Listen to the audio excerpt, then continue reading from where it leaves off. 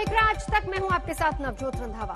चुनाव की तारीख आते ही बंगाल की जंग और तेज हो गई है। नजर एम फैक्टर यानी मोदी, ममता, मुस्लिम, मतुआ और महिला पर है। ये 5 फैक्टर्स ही तय करेंगे बंगाल में किसकी जीत होगी।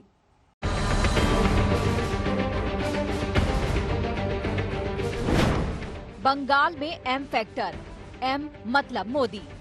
जब बंगाल में भाजपा की सरकार बनेगी तो हर बंगालवासी अपनी संस्कृति का गौरवगान पूरी ताकत और हिम्मत के साथ कर सकेगा। बंगाल में एम फैक्टर मतलब ममता। खेला तो हो ही रे, खेला तो हो ही। बंगाल में एम फैक्टर मतलब मुस्लिम।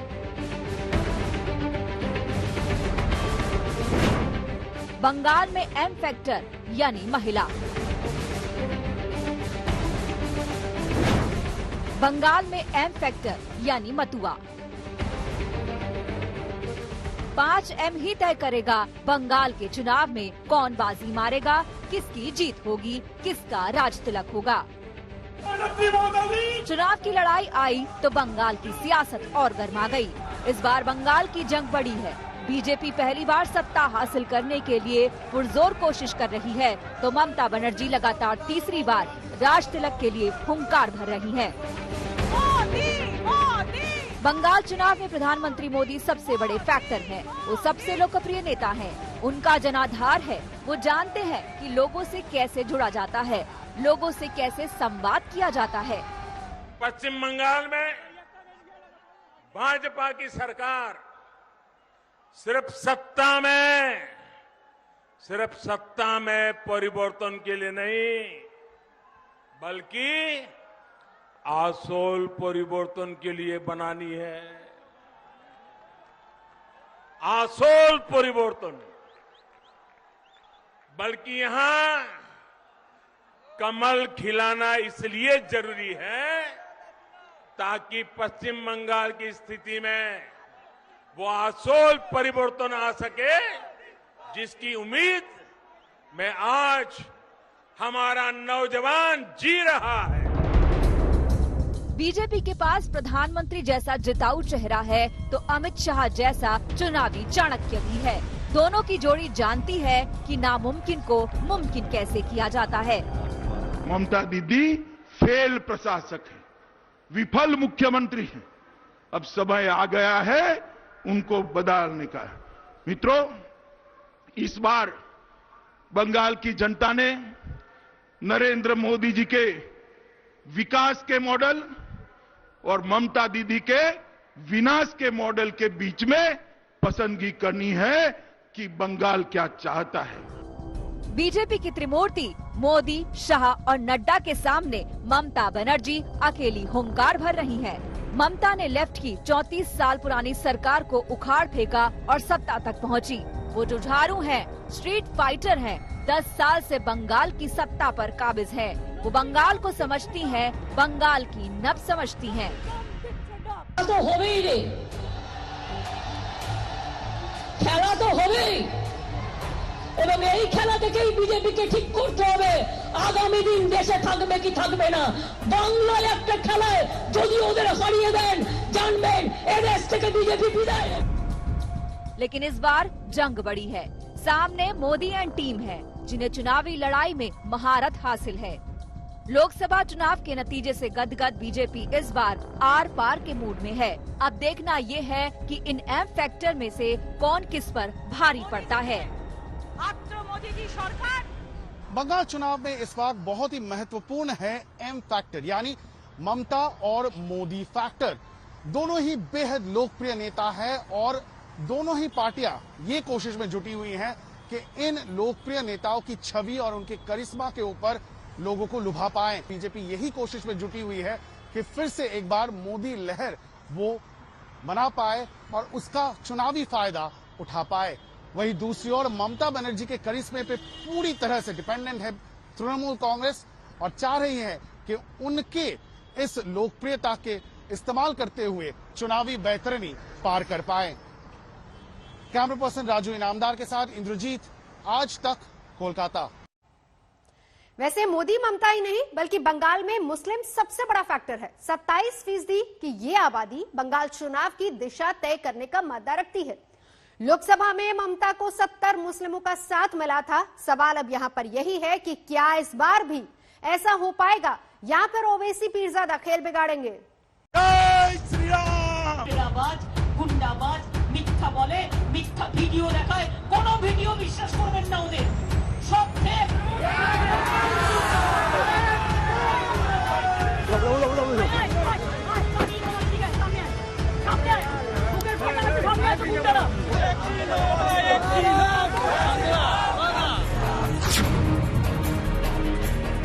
बंगाल के चुनाव में मुस्लिम बड़ा फैक्टर है। जय श्री राम बनाम जय सिया राम और मां दुर्गा के पीछे भी मुस्लिम फैक्टर ही काम कर रहा है। बीजेपी ममता पर मुस्लिम तुष्टीकरण का आरोप लगाकर बहुसंख्यकों को रिझाने में लगी है, तो ममता इस फ्रंट पर भी बीजेपी को टक्कर देने में जुटी हुई है। ये बंगाल के अंदर माहौल ऐसा कर दिया कि जय श्री राम बोलना माने गुनाह है। अरे बनता दीदी, बंगाल में जय श्री राम नहीं बोलना जाएगा तो कहां पाकिस्तान में बोला जाएगा क्या? मुझे बताओ भाइयों, बताओ बहनों, जय श्री राम बोलना चाहिए या नहीं बोलना चाहिए? सरस्वती पूजा नहीं होता, उन्होंने सरस्वती पूजा शुरू किया। ओके जिज्ञेस करो सरस्वती पूजा मंत्र बोल, आगे सरस्वती पूजा मंत्र बोल। दुर्गा पूजा भी ममता जी नहीं करने देता, बल दुर्गा पूजा नहीं करने देता तो 28,000 क्लब को 50,000 रुपया ऐसे मिलते। बंगाल में करीब 27% मुस्लिम आबादी है, जिस पर ममता बनर्जी की गहरी पैठ है। चुनाव दर चुनाव मुस्लिम मतदाताओं का समर्थन बढ़ ही रहा है। जहां 2011 के विधानसभा चुनाव में 41% मुस्लिम मतदाताओं ने ममता को वोट दिया, वहीं 2016 में 50% का साथ मिला। लेकिन 2019 के लोकसभा चुनाव में जब बीजेपी का अच्छा प्रदर्शन रहा तो 70% मुस्लिम वोटर्स ने ममता की पार्टी को ही वोट दिया। मुस्लिम फैक्टर का ही कमाल रहा कि 2019 के लोकसभा चुनाव में दक्षिण बंगाल ने ममता की झोली सीटों से भर दी। सिर्फ 9 जिलों में टीएमसी को 22 में से 19 सीटें मिली। अगर ये विधानसभा के लिहाज से समझा जाए तो 138 सीटें बैठती हैं। ये सीटें हैं इन 9 जिलों की: उत्तरी 24 परगना, दक्षिण 24 परगना, नादिया, हावड़ा, हुगली, बर्दवान, बीरभूम और पूर्वी मेदिनीपुर। ये 9 जिले बीजेपी के लिए बड़ी चुनौती है। सवाल ये है कि क्या बीजेपी यहाँ सेंधमारी कर पाएगी? ये वो राजनीति है जो देशभक्ति के बजाय वोट बैंक, सबका विकास के बजाय तुष्टीकरण को बल देती है। अपने मुस्लिम वोट बैंक को बचाने के लिए ममता बनर्जी का सामाजिक कल्याण विभाग हर साल 1200 करोड़ रुपए खर्च करता है। ममता की 11 योजनाओं का लाभ भी इन्हीं परिवारों को पहुंचता है। इस बार ममता का खेल बिगाड़ने में ओवैसी और फुरफुरा शरीफ दरगाह के पीरजादा अब्बास सिद्दीकी भी जुट गए हैं। बिहार फॉर्मूले को अपनाते हुए ओवैसी मुस्लिम बहुल 50 सीटों पर चुनाव लड़ने जा रहे हैं, तो वहीं पीरजादा अब्बास सिद्दीकी कांग्रेस और लेफ्ट गठबंधन से तालमेल कर रहे हैं। मुस्लिम वोटर्स में बिखराव का सीधा फायदा बीजेपी को होगा, लेकिन सवाल ये है कि ये लोग मुस्लिम वोट्स में कितनी सेंधमारी कर पाते हैं। बंगाल में रहने वालों में 30% मुस्लिम समाज है। अब इस समाज का आने वाले चुनावों में एक बहुत ही महत्वपूर्ण किरदार रहेगा, क्योंकि एक और जहां भाजपा 70% हिंदू समाज को अपनी ओर आकर्षित करने की कोशिश कर रही है, वहां ममता बनर्जी के तृणमूल कांग्रेस का इस 30% मुस्लिम समाज को इकट्ठे अपनी ओर रोके रहना एक बहुत ही बड़ा चैलेंज होगा आने वाले चुनावों में, क्योंकि इस चुनावी रण में अब असदुद्दीन ओवैसी और पीरजादा अब्बास सिद्दीकी भी उतर चुके हैं। पौलमी साहा, कोलकाता से आज तक के लिए। वैसे यहाँ टीएमसी और बीजेपी में बाहरी वर्सेस बंगाल की बेटी वाला दंगल भी शुरू हो गया है। जिस मुद्दे को लेकर ममता दीदी लगातार बीजेपी पर हमलावर रही हैं, उसी पर पलटवार करते हुए आज बीजेपी ने करारा तंज किया। एक ट्वीट के जरिए बीजेपी ने ममता की चुनावी रणनीति को लेकर घेरने की कोशिश की।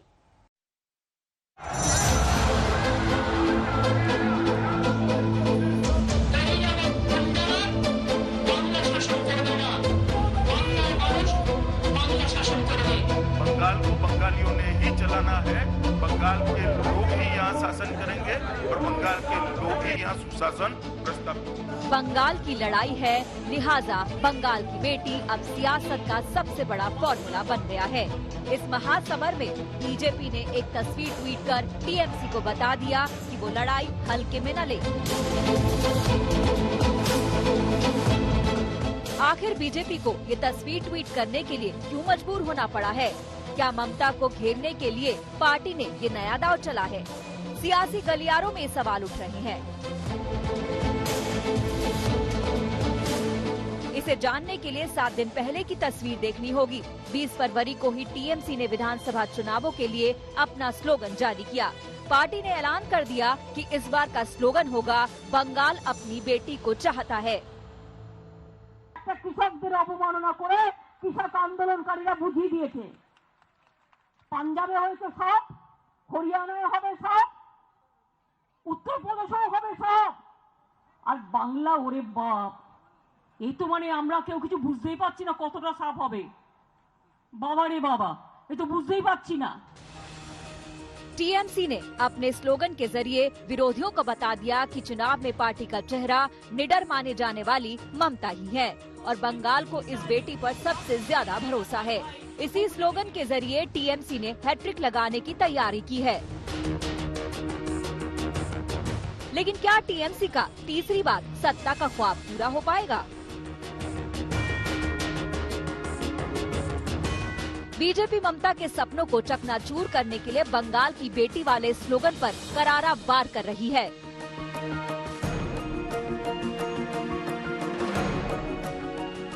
बीजेपी ने एक तस्वीर के साथ एक ट्वीट किया जिसमें लिखा है, बंगाल अपनी बेटी को चाहता है, बुआ को नहीं। बीजेपी ने अपनी पार्टी की 9 महिला नेताओं की तस्वीरों के सामने ममता बनर्जी की तस्वीर लगाकर बड़ा हमला बोला है। इसमें सबसे पहला चेहरा है महिला बाल कल्याण राज्य मंत्री देवाश्री चौधरी का। दूसरा चेहरा है हुगली से पार्टी सांसद लॉकेट चैटर्जी का। तीसरी तस्वीर राज्यसभा सांसद रूपा गांगुली की है। चौथी तस्वीर है पूर्व आईपीएस अफसर और अब बीजेपी नेता भारती घोष की। 5वीं तस्वीर है बंगाल बीजेपी की अल्पसंख्यक चेहरा माने जाने वाली मापूजा खातून की। 6ठी तस्वीर है पार्टी नेता श्री रूपा मित्रा चौधरी की। 7वीं तस्वीर अग्निमित्रा पॉल की है जो बीजेपी बंगाल महिला मोर्चा की अध्यक्ष हैं। 8वीं तस्वीर पार्टी नेता तनुजा चक्रवर्ती की है और आखिरी यानी 9वीं तस्वीर है फाल्गुनी पात्रा की। इन महिला नेताओं ने बंगाल की सियासत में अपनी पैठ बनाई है। बीजेपी ने इन्हें बंगाल की बेटी बताया है तो ममता को बुआ कहकर हमला बोला है। बंगाल में ये हमारा जो तस्वीर देख रहे हैं, ये बंगाल में भर घर का जो महिला लोग है, बहन है, माँ दुर्गा है, सब लोग प्रेजेंट कर रहा है। जो बंगाल में सिर्फ हम दीदी नहीं है, बंगाल में बंगाल का सब दुर्गा, घर घर में जो बंगाल का महिला लोग है, सब लोग दीदी के खिलाफ लड़ेंगे। इस बार के चुनाव में टीएमसी को कदम कदम पर मात देने की ये बीजेपी की रणनीति है। हिंसा पर ममता दीदी को घेरने वाली बीजेपी इस नए दांव के सहारे चुनावी अभियान को आगे बढ़ा रही है ताकि बंगाल की बेटी वाले कार्ड से ममता को मात दी जा सके। हम लोग जानते हैं कि 2021 में तृणमूल सरकार नहीं आएगा और उसका मन में ये पूरा पक्का हो गया है। 2016 में जब मैं कैंडिडेट थी बीरभूम से, ऐसे ही हुआ था। मेरा रथ में पूरा भांगचूर हुआ था, तोड़फोड़ हुआ था, मेरा गाड़ी में भी हुआ था। अभी यहाँ से शुरू कर दिया है क्योंकि हम लोग उसको पता है कि बंगाल का जो जनता है अभी मोदी जी को ले आने के लिए पूरा कोशिश करेंगे और बंगाल का जनता अभी भारतीय जनता पार्टी सरकार को चाहेंगे और मोदी जी का नेतृत्व में ये हो रहा है। इसलिए उसका जनता के ऊपर उनका विश्वास नहीं है, इसलिए तोड़फोड़ करके डरा के ये सब करने का चेष्टा कर रहा है, लेकिन ये सब कुछ भी नहीं होगा। अभी एक दिन पहले ही ममता बनर्जी ने बंगाल के चुनाव में बाहरी मुद्दे को लेकर बीजेपी पर हमला बोला। उन्होंने आरोप लगाया कि एक महिला मुख्यमंत्री से डरी हुई है। बांग्ला शासन करबे ना, बांग्लार मानुष बांग्ला शासन करबे। और आमी इलेक्शन कमिशनेर काছে रिक्वेस्ट करब, with my humble regard, please consider West Bengal is your own state. TMC ने 2011 में नारा दिया था, बोदला नोए बोदला जाए, यानी बदला नहीं बदलाव चाहिए। इस नारे के साथ ममता ने 34 साल पुरानी लेफ्ट की सरकार को उखाड़ फेंका था। लेकिन अब वो बंगाल की बेटी को चाहता है। इस नारे के साथ वो आगे बढ़ रही है, जिस पर बीजेपी ने मोर्चा खोल दिया है। लेकिन इंतजार इस बात का रहेगा कि बंगाल की जनता किसके दावे पर भरोसा करती है। इंद्रजीत कुंडू के साथ पौलमी साहा, कोलकाता, आज तक। पश्चिम बंगाल में तृणमूल कांग्रेस को पहली बार विधानसभा चुनावों में बीजेपी की तरफ से कड़ी चुनौती मिल रही है। लोकसभा चुनावों में बीजेपी ममता को झटका दे चुकी है और ऐसे में दोनों ही पार्टियां प्रतिष्ठा की इस जंग में एक दूसरे को जोरदार टक्कर दे रही हैं, जिसने राजनीतिक हिंसा की आशंका को कई गुना ज्यादा बढ़ा दिया है। 130 से ज्यादा भारतीय जनता पार्टी के कार्यकर्ता मारे गए। ये ममता दीदी चाहती है, वो मानती है कि किसी को मार देने से भारतीय जनता पार्टी रुक जाएगी। मैं उनको आज कहने आया हूं कि ममता दीदी, तृणमूल के गुंडों ने हमारे 130 कार्यकर्ताओं को मार डाला है, उनकी शहादत व्यर्थ नहीं जाएगी। पश्चिम बंगाल में जो आरोप ममता बनर्जी लेफ्ट पर लगाती थी, वही इल्जाम अब बीजेपी उन पर लगा रही है। बीजेपी ने पश्चिम बंगाल में बहुत तेजी से पैठ बनाई है। पार्टी के सामने 2019 के लोकसभा चुनाव से आगे जाने की चुनौती है, लेकिन तृणमूल कांग्रेस आसानी से मैदान छोड़ने को तैयार नहीं है। इसका नतीजा टकराव के रूप में सामने आता है। उसका एक उदाहरण देखिए। ये नॉर्थ 24 परगना की तस्वीरें हैं, जिसमें बीजेपी और तृणमूल के कार्यकर्ता आमने सामने हैं। माहौल तनावपूर्ण है। दोनों पार्टी के लोग एक दूसरे के खिलाफ नारेबाजी कर रहे हैं। ये देखिए, एक तरफ ये तृणमूल कांग्रेस के कार्यकर्ता हैं, जो सामने धरने पर बैठे बीजेपी कार्यकर्ताओं की तरफ बढ़ रहे हैं। लेकिन पुलिस समय रहते तृणमूल के कार्यकर्ताओं को रोक देती है और फिर बीजेपी के कार्यकर्ताओं को हटाने लगती है। लेकिन इससे चारों तरफ अफरा-तफरी मच जाती है। पश्चिम बंगाल के हर जिले में ऐसे हालात बीजेपी और तृणमूल कांग्रेस के कार्यकर्ताओं का अक्सर आमना सामना हो जाता है और नौबत हिंसा तक पहुँच जाती है। बीजेपी का दावा है कि पश्चिम बंगाल में उसके 300 कार्यकर्ताओं की राजनीतिक हत्या हो चुकी है, लेकिन तृणमूल कांग्रेस इन हत्याओं को बीजेपी की अंदरूनी लड़ाई से जोड़ती है। टीएमसी का कहना है कि वो खुद सियासी हिंसा का शिकार है और उसके 1027 कार्यकर्ता पिछले 22 साल में सियासी वजहों से मारे जा चुके हैं। ममता दीदी फ्रस्ट्रेशन में है। ममता दीदी जब से बीजेपी इनके अत्याचार का विरोध कर रही है, ये किम जोंग एक ऐसा व्यक्ति है, अपने विरोधियों को कभी बर्दाश्त नहीं करता। बंगाल में 200 हमारे जनप्रतिनिधि कार्यकर्ता मारे गए। ये लोकतंत्र है। लोकतंत्र में वोट होगा और नरेंद्र मोदी की सरकार में इस बार एक एक आदमी वोट देगा। बंगाल में कोई वंचित नहीं रहेगा। ममता दीदी को जाना तय है। बीजेपी का आरोप है कि तृणमूल कांग्रेस को अपनी कम होती ताकत हजम नहीं हो रही, इसीलिए वो कभी बीजेपी कार्यकर्ताओं का धरना रोकती है तो कभी परिवर्तन यात्रा। बैरकपुर में जब ऐसा हुआ तो बीजेपी के महासचिव कैलाश विजयवर्गीय धरने पर बैठ गए। पश्चिम बंगाल में सारी राजनीतिक रस्साकशी चुनाव से पहले की है, जिसमें ममता के मंत्री पर बम से हमला तक हो चुका है। मुर्शिदाबाद से आने वाले जाकिर हुसैन जब ट्रेन पकड़ने के लिए स्टेशन पहुंचे तो उससे पहले ही पेट्रोल बम से धमाका हो गया। इस हमले ने आने वाले खतरे का ट्रेलर दिखा दिया, क्योंकि आज तक की पड़ताल में सामने आया कि पश्चिम बंगाल में फल सब्जियों की तरह बम बिक रहे हैं। बम बाजार को धड़ाधड़ राजनीतिक ऑर्डर मिल रहे हैं। करना है तो अभी से माल कर लीजिए। इलेक्शन का टाइम में देखिए, माल का रेट बढ़ेगा, माल ठीक ठाक नहीं होगा। लोग भी डिमांड कर रहे हैं ना, बहुत डिमांड होगा। अभी इस साल में तो दोनों पार्टी एकदम कड़क लाएगा।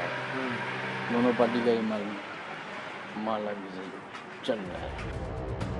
आज तक ने पश्चिम बंगाल के 3 जिलों में पड़ताल की और पाया कि घर घर में बम की फैक्ट्रियां चल रही हैं। लोग बम की सेल लगाकर बैठे हैं, जो पश्चिम बंगाल में राजनीतिक हिंसा को एक बहुत ही खतरनाक मोड़ तक पहुंचा सकते हैं। देते हो या नेता लोगों को जान पहचान वाले किसको देते हो? नेता लोग को भी देते हैं। नेता लोग को भी किस पार्टी? जो पार्टी